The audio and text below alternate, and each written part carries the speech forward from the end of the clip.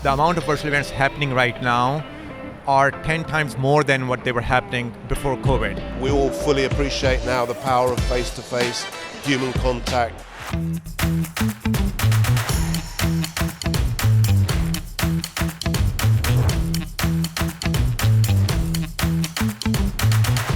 There is absolutely still value in virtual events. They offer an alternative to in-person where logistical challenges, distributed teams and time constraints really don't allow for an in-person event to happen. And in fact, we've seen a growth in the registrations for our events suggest that virtual events have gone up by around 20%. I think that there is a certain value in virtual events, but I think that we need to use it collaboratively. We need to use it in collaboration with real-life events. Using virtual events together, it could be a really powerful way to communicate with the industry. Tons of value with virtual events. The amount of virtual events happening right now are 10 times more than what they were happening before COVID. More virtual events now being planned for the months and year to come. It also allows you to consume content in a much more easier and digestible way as compared to in-person events. I think there is still values in offering virtual events. The sustainability point of view of not traveling, the chance for everyone to attend virtual events from everywhere from the world. However, I do think that in-person events are the go-to for most shows and conferences and exhibitions, as they give that human touch that now more than ever with this technology revolution I believe we need.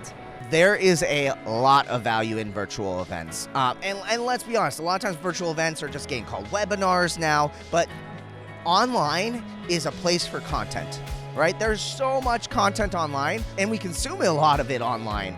And I think that in-person events are really saved for networking experiences, truly immersive experiences, rather than focusing on someone sitting in a chair hearing someone talk.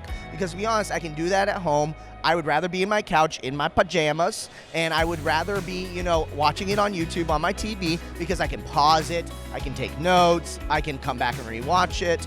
There's a lot of benefits, I think, to being able to experience content virtually. I definitely think there's value in virtual events. It's a means to be more efficient. So you can be in Dubai in the morning presenting, you can be in London by lunch, maybe doing a panel discussion, and then you can be in the Nordics in the afternoon participating in a keynote. So just with sales, you can definitely have more efficient days. I think we've arrived at a nice situation where we all fully appreciate now the power of face-to-face human contact. Nothing beats that, but we do have tools in order to bring people in who maybe can't get to the show from other countries. I think there's still great value in virtual events, and if we take it as the virtual event being a tool that will allow people to participate in perhaps a live event, so a hybrid type event or a blended event where you can reach an audience that couldn't or wouldn't travel in to attend, you can boost numbers on that particular event, but you may also encourage people to attend the following iteration or the next in a series, because not everybody has the ability to be able to take time out of the office to spend a day or multiple days